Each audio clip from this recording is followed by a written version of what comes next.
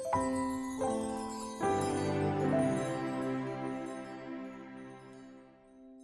the opposite of love. Okay, so the sermon today that I'm going to talk about is, I want your prayers and your encouragement, because we're going to deal with some very difficult topics today, and I'm praying to God that God prepares me or helps me put it in a way that we all are not too worried or offended, or we take it in the right spirit and ask God. All right, so I ask for your prayers. But before that, before we get into all those, tough topics and all of that, I was just thinking that Canada Independence Day is around the corner. Is that right? So I was just reading about how they named our country. Okay, God bless our country. I love Canada. And so apparently what happened was there was this group of people, once we got the freedom and independence, they were sitting together, and someone said, hey, our country name should start with C. Okay? And the crowd said, C-A? And somebody said, there should be an N in the name. And everybody's like, N-A? And the last person said, there should be a D. And everybody said, D-A? And ta-da! Right? C-A-N-A-D-A, Canada was born. Okay? So I really I'm from India, but Canada is my home for the past 4 years, and I absolutely love it, and thank God for the blessed country that we have. So we've been learning about 1 John, the letters written by John the Apostle. And if you actually see all the epistle or all the chapters that John writes, primarily talks about, if you've been listening so intently, you should know, it talks about love. Okay, so love is the premise on which John is writing his letters. And he's trying to emphasize so much about love. And in the past few weeks that we're all preaching about love and re-emphasizing love so much. I preached, I think, in the month of December, just before Christmas, about love, okay? So if you had listened to it, and if you still remember it, do you know I spoke about the 3 types of love that is so strange to the world that the world does not even understand 3 types of love. So do you remember one of them, or all 3 of them? Let's give it a try. Somebody said something? Unconditional love. Yeah, I spoke about unconditional love, which means the world cannot understand unconditional love. Why? What is unconditional love, right? The second one? Okay, let me remind you, it's limitless or boundless love. Okay, so the world has limits in the way they show their love. Okay? But Christ teaches about limitless love. Just keep loving, okay? So even though they throw stones at you, love, love, love. And that's what Christ demonstrated also. And the third type of love, again, is sacrificial love, okay? That the world doesn't even understand. Why should I sacrifice my joy for your happiness, right? That's because we are in today's world, we have so much of self. You take all the problems, all the laws that are passed, all the things that are wrong in our society, you can actually corner them and narrow it down to just one thing, which is self. It's me. I am important. So if I am important, everything else is not important. So if I am important, sacrifice has no meaning in that kind of a scenario. And that's why sacrifice, when you talk about sacrificial love, there was a person who's sitting in heaven, enjoying, right, having a great time, sacrificing all of that and coming and dying a gruesome death. People are like, why? All right? So the reason I'm reminding this is we've been talking about so much love that I think we talked about love, and as I was praying when Pastor gave that portion, I don't know, I somehow thought, you know what? We've heard enough about love. Let's talk about something else, which is the opposite of love. And that's what I'm going to talk about today. Okay? So any guesses what is the opposite of love? Fear? Nice. Anything else? Come on, let's make it interactive, right? Huh? Hate. Oh, Joshua, that's awesome. Applause for Joshua. It's hatred. Okay, so I'm driven to talk about hatred. That's why I said I need your prayers, because this is a tough topic. When we talk about hatred, we don't like about hatred, right? We don't like to be called or pointed out that we sometimes show hatred and stuff like that. So this is what I have written, and the next slide, yeah. So this is what I found, all right? So we are taught to love, right? As Christians, the Bible's premise, the foundation is love. So we are taught to love. So the biggest question, $1 million question, is, are we also taught not to hate? Okay, that's a very, very key question that we as children of God should understand. Next one. Yeah, it's on, Pastor. It's just getting used to. Okay? All right. And the other very important thing that we as children of God need to understand is loving does not equate to not hating. Okay? Just because you and I love doesn't mean that we don't have hatred or, there is no hate. Right? So it's not like light and darkness. All right? When light is there, darkness cannot stay. All right? So that's the opposite way of how light and darkness work. But for some strange reason, love and hatred do not work like that. You can have love, you can also have hatred. All right? So they can coexist together. And that's why we as children of God need to have the good understanding of what hatred is, so that we don't hate or we don't show hatred without even us knowing it. And according to me, that is the biggest problem. Okay? So if we don't even know that we have hatred inside and still harbor it, okay, that's the most dangerous thing. Okay? So if you're aware of it, yeah, you'll try to control it, you'll try to pretend it's not there. Right? But most of the times, that is the problem, that we don't even know that we have hatred inside. And then we just show it, all right? So this is what I've written, saying you can love and also hate at the same time. Well, that's the truth. I mean, it's hard to hear, but it's actually the truth, all right? You can actually love and hate one person, okay? You can have hatred and love in the same person. So 1 John 4:20, okay, it says, if anyone says, I love God, and hates his brother, he is a liar. For he who does not love his brother, whom he has seen, cannot love God, whom he has not seen at all. Okay, I don't know. I've not seen God yet. I've not seen him in person. So this verse applies a lot to me, because if I cannot love someone whom I see, I know, how can I love somebody whom I've not seen? So I'm going to go ahead with the usual 3-part sermon where I'm going to talk about 3 types of hatred. The reason I've brought these 3 types is because these are in a very dangerous zone, that they are there. We might be even showing out or displaying them without even us knowing. Okay? These are the 3 types of hatred that I could think of that applies a lot to my life. Okay?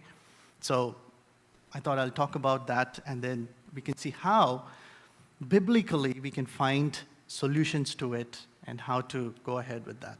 Okay? So, keeping that as our agenda, the first one is hatred out of lack of empathy. Okay? So, there is this word sympathy and there is this word empathy.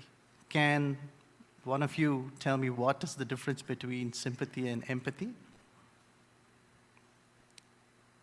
They sound similar, right? Sympathy and empathy. Sympathy is having pity for someone who loves me and Okay? So sympathy is just feeling pity but not doing anything. Any other? All right? So let me give you an example, all right? So I have a very nice phone, okay? Let's say I have like one of the top line, greatest expensive, good phones, which I dropped and broke, and it's shattered into pieces, okay? So sympathy is when you come to me and says, oh my God, your phone broke, right? I'm sorry, right? All the money that you invested in the phone is now gone. You don't have insurance? Gone. So that's sympathy. You're just feeling sorry for somebody because something wrong happened to them.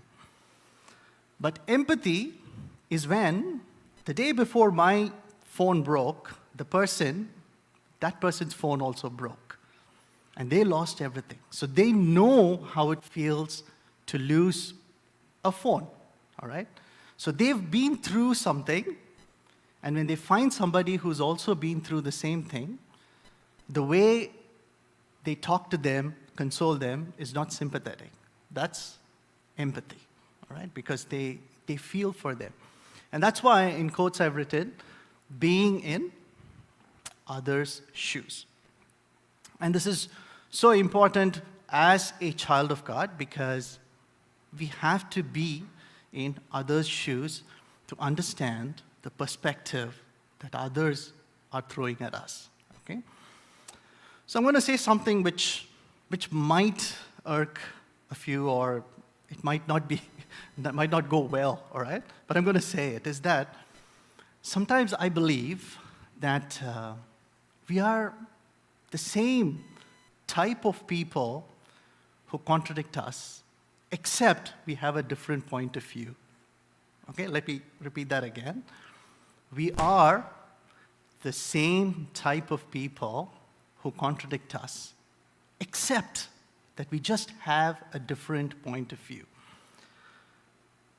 If you want to explain more, I can give you an example of, we are all Christians, we love God and all of that. So one group of people who, always contradict us is the atheists, right?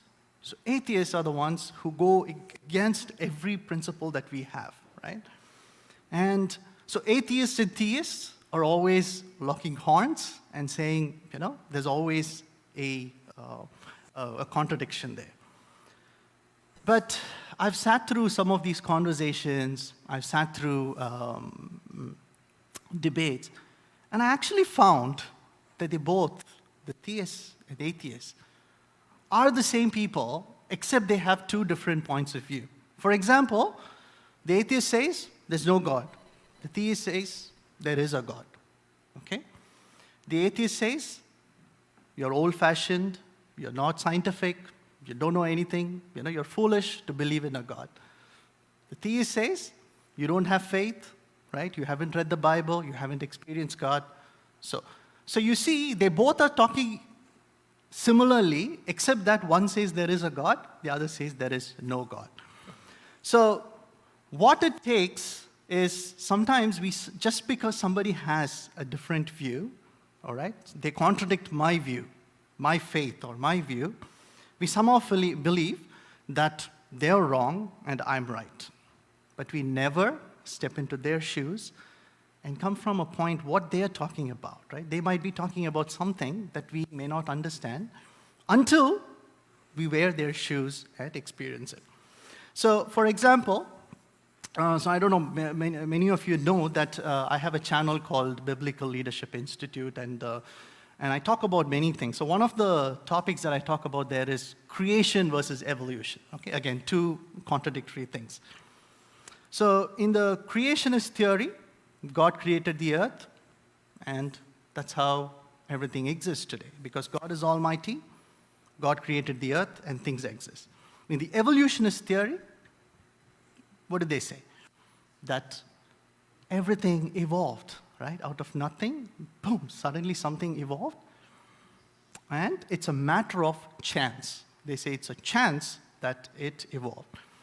Now, long time back, I've sat with debates with people who are evolutionists, I feel, and I regret today the kind of attitude that I have and how I defended my faith. I was really very strong in my views and, like punch in the nose kind of a view. And I said, you're wrong.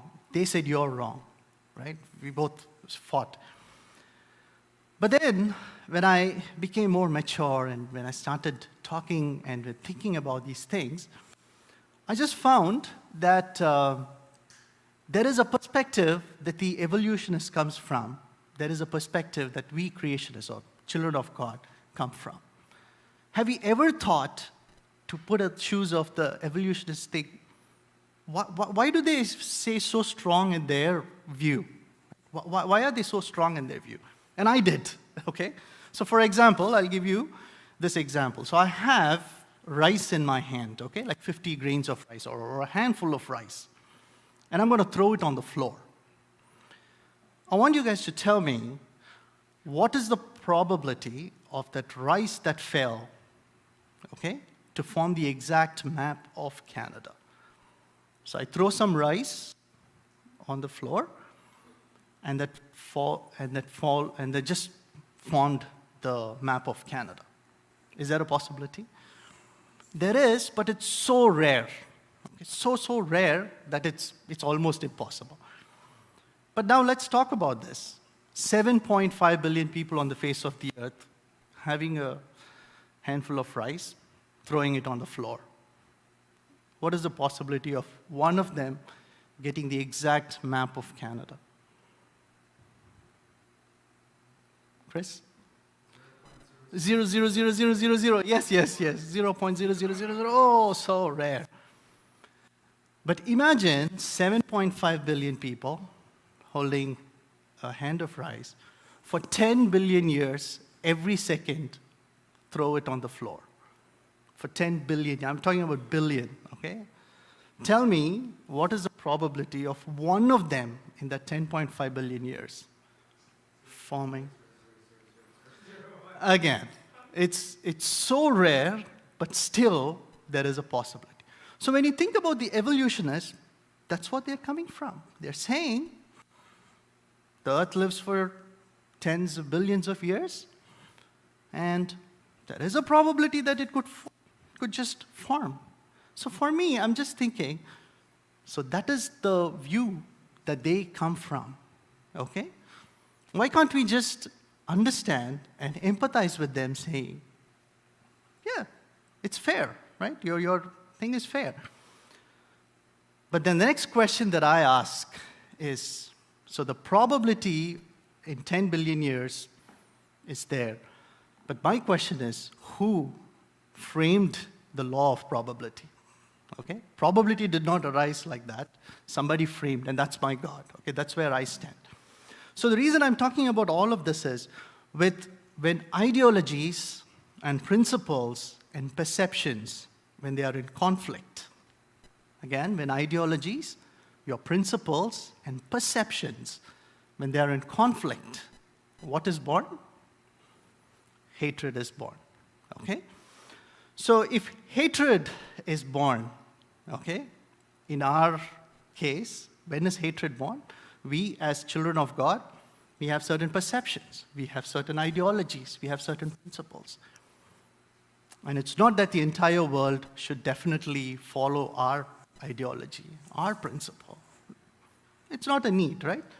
It'll be good if they follow, because we know it's a blessing, but it doesn't have to, all right? So when they don't, what happens? Hatred is harbored. Now, when I say hatred is harbored, it's not out in the open. It's not like we saying, okay, I hate the atheists, I hate the people who go against our principles. No. But it's internal, it's very inherent, and it sometimes show up. So let's now compare this with Jesus, okay? Now, Jesus came down, and there were Gentiles, there were Pharisees, and Jesus always dealt with people who actually contradicted his views. And how did Jesus handle it? With love, correct? So that's why Matthew 5:44, Jesus openly says, love your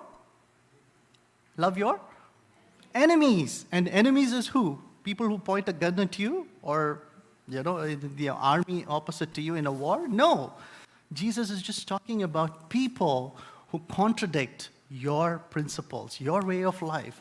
People who tell that your perception is wrong, my perception is right. That's what the world says to us, right? So that's what they say. What you're believing is wrong. You're believing in a bearded man sitting up with white robe in heaven. Don't you think it's nonsense? They are contradicting our view. How do we respond? Do we go back and say, you're wrong, you're foolish, right? You're also foolish. How do you think the earth just formed out of stone? Don't you think that's foolish? Then we are the same. If you do that, you are the same as the people who contradict you.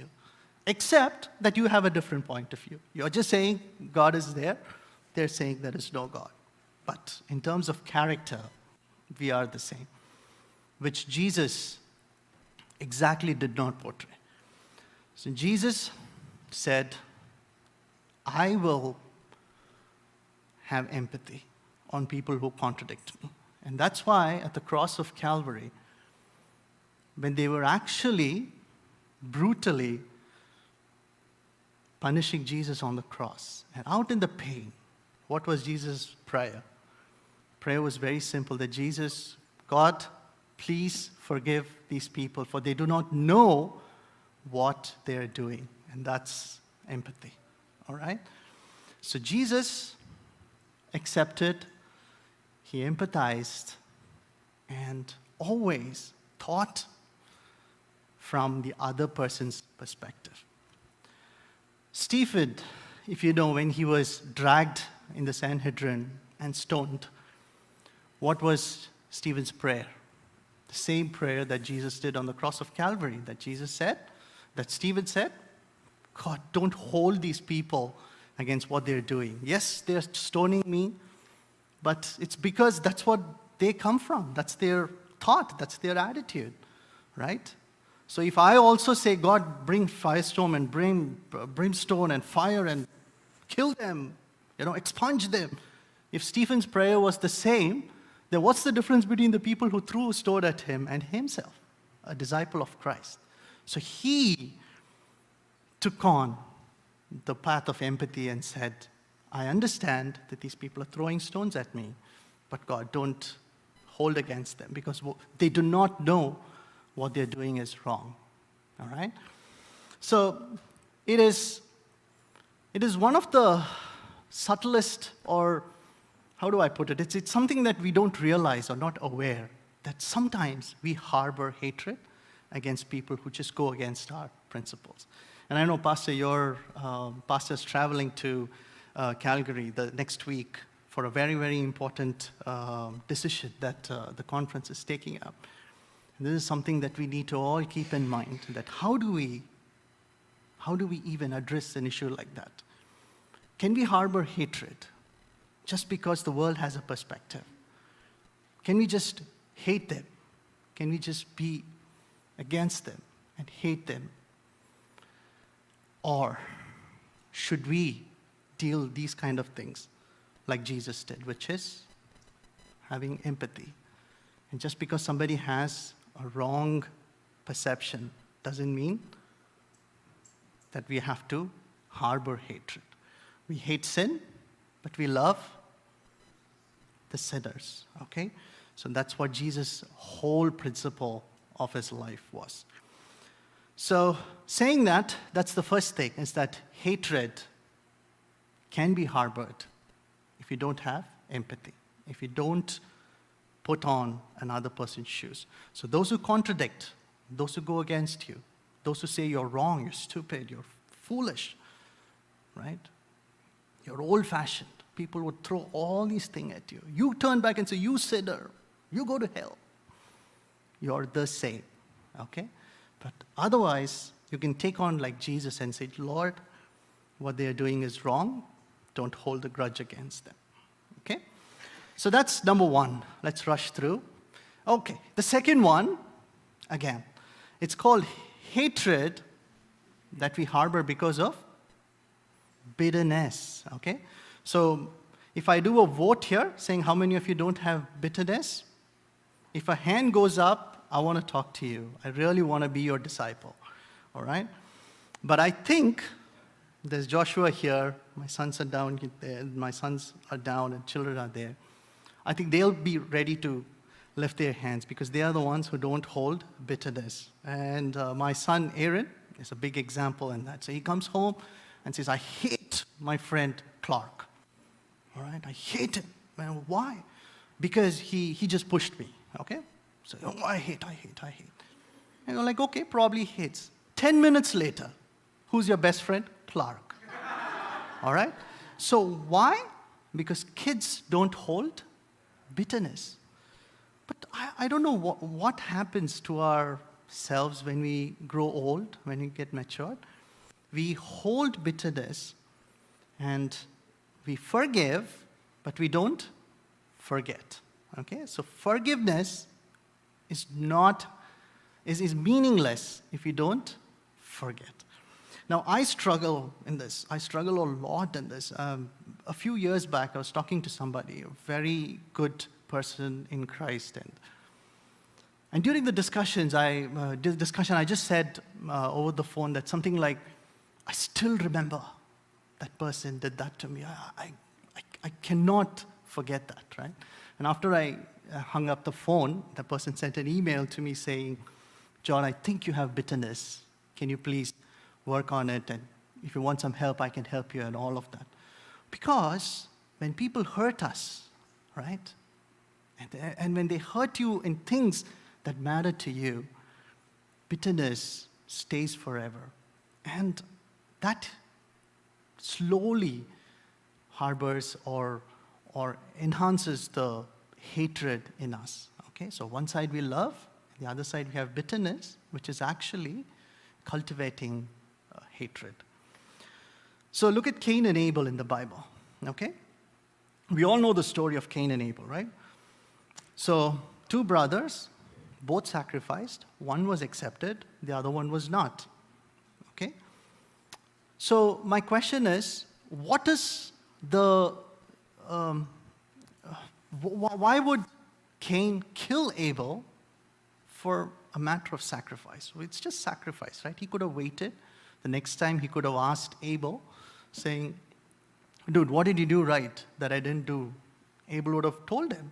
Or he could have secretly watched Abel, what he does, and just follow that. And then, one day get God to accept his sacrifice.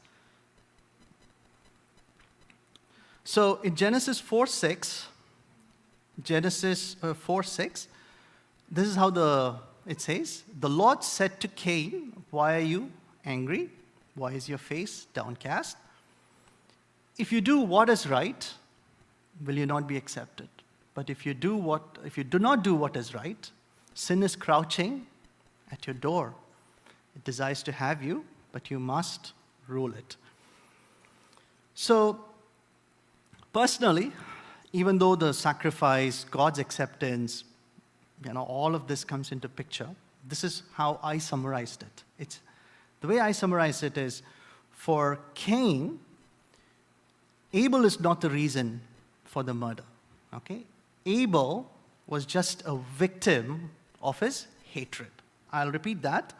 For Cain, Abel is not the reason. Okay? Abel is not the reason for his murder. Abel was just a victim of his hatred. So he had hatred, and when hatred reigned supreme than love, when something good happened to somebody else, it triggered the murderous spirit in him, even though that was his own blood brother, right? It made him do such a heinous thing. It's not because of the sacrifice, okay? So please understand, it's not because God accepted Abel's sacrifice. It was because of the hatred that he had inside him.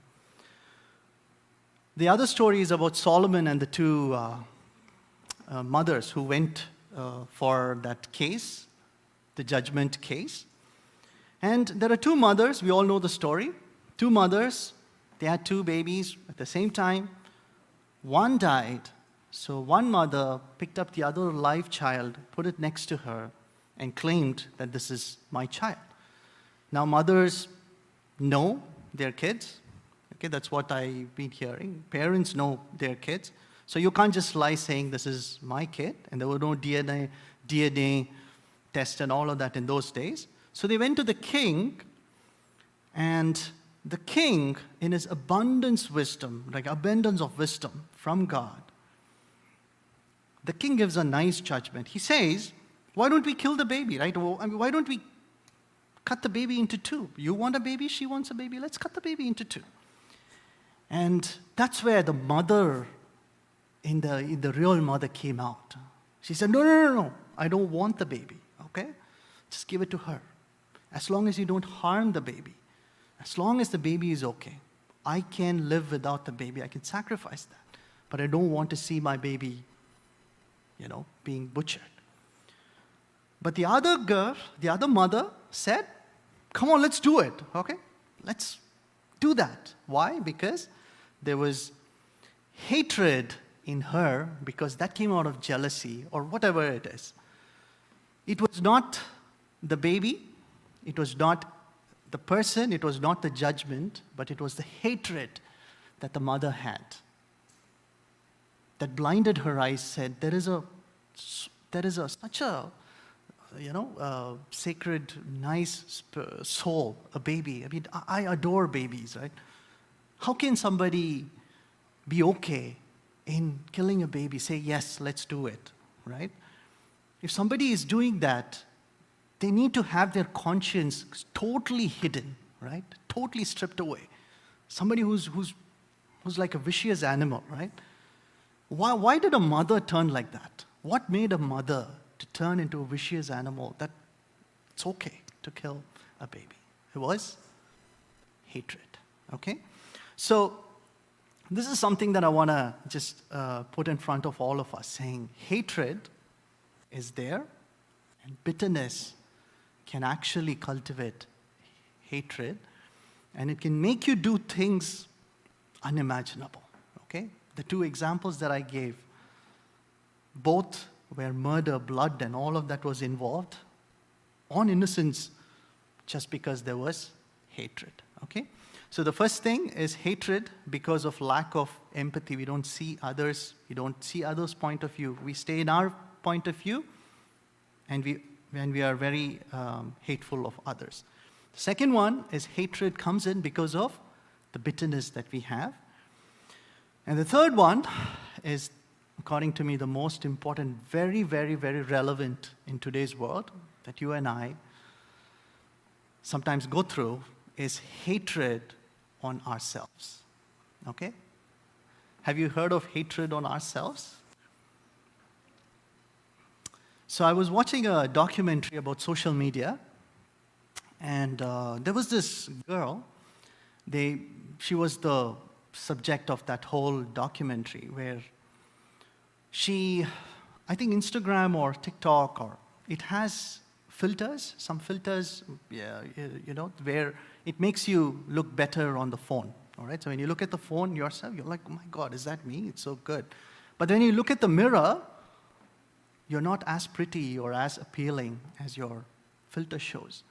So this girl was so obsessed with that image that the TikTok or social media gave to her that she started hating her real self. So much so that she spent hundreds, thousands of dollars in plastic surgery and all of that to match what the TikTok image shown her, right? But then plastic surgeries don't always work out well, you know that, right? We know some of our stars, how they became, So this girl is now on the path to become that perfect person that the social media wants her to be by, doing some surgery and all of that. And every time you ask her, she says, I hate me. That's what she says. I hate how I look in the mirror, but I love the way I look on TikTok or Instagram.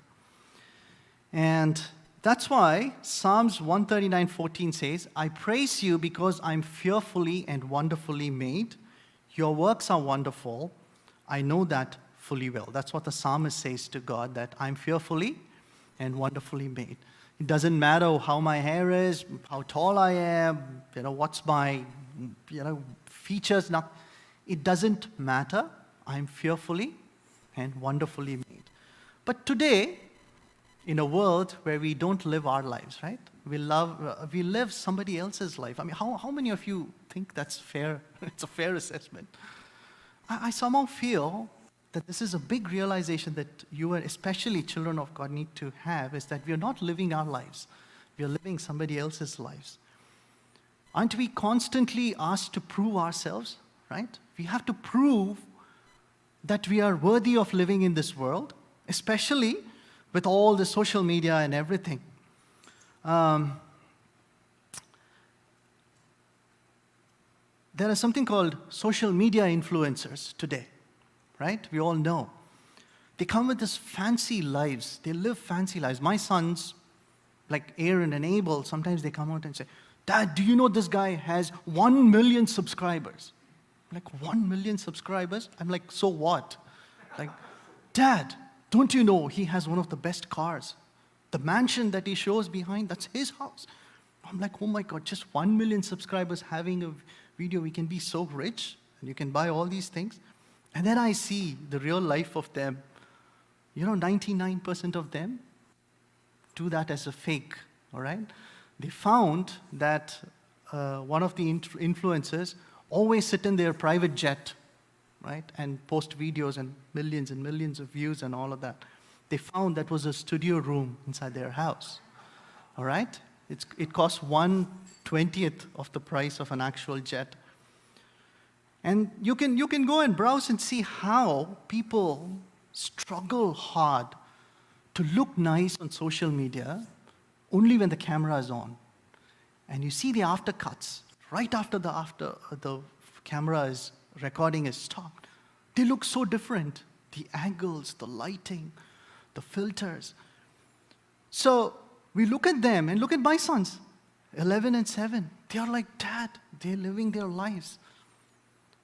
Does not know that they're living a false life, right? They're living a life by falsifying themselves, making money out of it.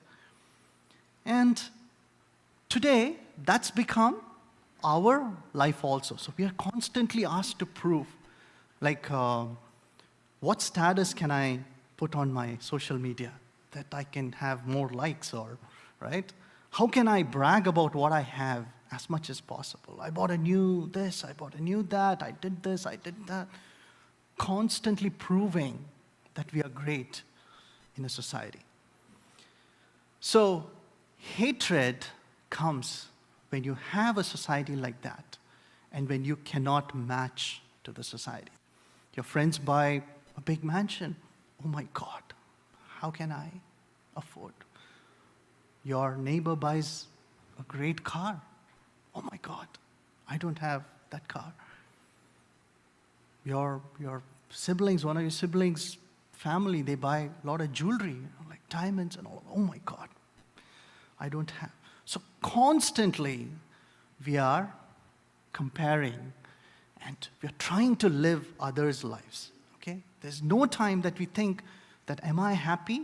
That's the last question. But am I equal to others? So one of the discussions with my family was my sons wanted Vessies. You know Vessies? Yeah, I can see a lot of nods here, right? So, Dad, Vessies. I'm like, what is Vessie? It's a great shoe, one of the best shoes in the world.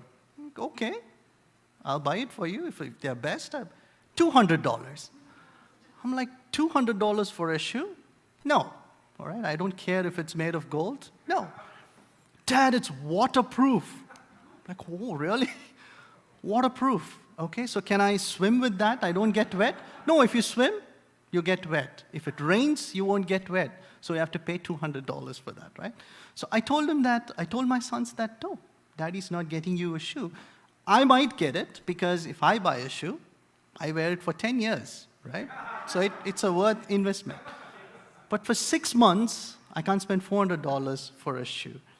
And it all comes because, my friend has a shoe. He has that shoe. Can I also get the shoe? Okay, so it's always that comparison. So when I said no, the immediate thing is, why do I have a dad like you? Right? My friend's dad, they buy. And all of that, right? So sometimes we are like that, okay? We are constantly going to or having to prove that we wear the best shoes, we wear the best watches, we have the best cars, best house, and all of that. And if you have all of that, are you happy? No, because you still have not. When you compare with what the world is today, take Instagram, take TikTok, you still lack. So the more you lack, the more you realize, the more you hate yourself. And that's why there is a lot of hate in ourselves. And that's why I love this verse, that I'm fearfully and wonderfully made. It doesn't matter if I don't have hair. It doesn't matter if I don't have the best of the best. It doesn't have, and my wife Cynthia I love her because she always says, she calls me Dada, okay? So she says, Dada, what is the point of having all the money and not being happy? Okay. I was telling her that, there are some jobs that are available that requires me to travel around the world. And she says, no, they can pay you how much ever. What is the point of not having a dad or not having a husband, but having money, right? And something that I learned from my dad when I was growing up. So in India, promotions are optional, at least in the corporation that my dad worked. And if he needed a promotion and a raise in his salary, he had to move to different places in India. He said, no. He said, what is the point of me living in like 3,000 kilometers away, earning lots, sending money to my sons, my family, and they not having a father? So when he retired, he didn't retire with a high post, but he retired as a great father, as an example to me. And something that you and I have to sit and think about is that, are you hating yourself? Is that hatred against me, myself, because I don't match what the world requires me? Okay? Because the world keeps increasing their expectations. And when you go in and see that those expectations are not true at all right? It's some falsely made and enhanced ones that we are fighting for, you and I are fighting for. And in the process of that, we hate ourselves because we cannot match such a falsified principle. I want to just quote the last one, which is Joseph and his brothers. Okay, so again, the same thing, right? Deciding to kill one of their brothers. What was it? Because the father had a special attraction or love towards one son, which is Joseph, for whatever reason, which a father should not, but for some reason Jacob had that. And when the other brothers compared Joseph and themselves, they always fell short of their brother. So the only way to match that is to eliminate this guy. And there is no comparison.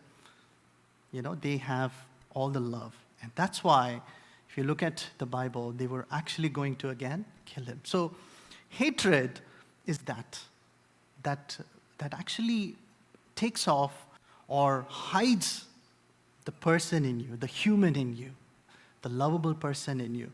The person suddenly becomes an animal. They're willing to do anything because hatred has literally blinded their eyes. James 4:1-3. Yeah, James 4:1-3. Another one that we all need to go word by word and says, can we all read it together? It says, what causes fights and quarrel among you? Don't they come from the desires that battle within you? You desire, but do not have, so you kill. You covet, but you cannot get what you want, so you quarrel and fight. You do not have because you do not ask God. When you ask, you do not receive because you ask with wrong motives, that you may spend what you get on your pleasures.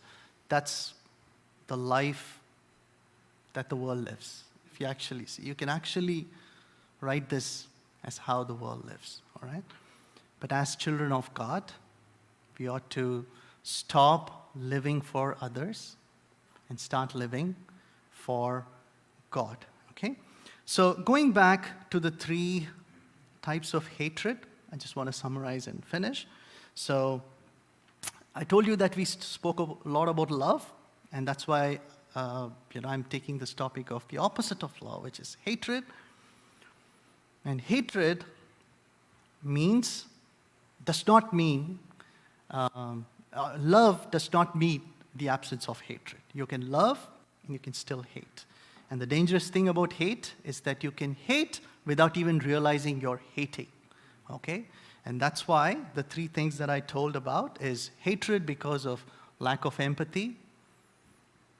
Whoever contradicts you, whoever goes against you, just go listen and be in their shoes and try to understand, empathize before you throw a stone or start hating others, okay?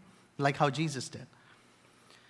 And hatred is because of bitterness, right? Past bitterness, jealousy, all of that, stirs that hatred in us. Just like how Cain and the evil mother in Solomon's case. And the third one is sometimes we hate ourselves. Okay, it's not about the hatred to others because we don't understand others, but it's because we don't even like ourselves, because we don't compare better to others that the world shows, okay? So let's not hate, okay? And that's when I want to go to the last verse that says, but God shows his love for us, that while we were still sinners, okay? He didn't kill us. He didn't have hatred in us. But he had love, so much so that he laid his life for us, okay? So that's the exact opposite of hatred.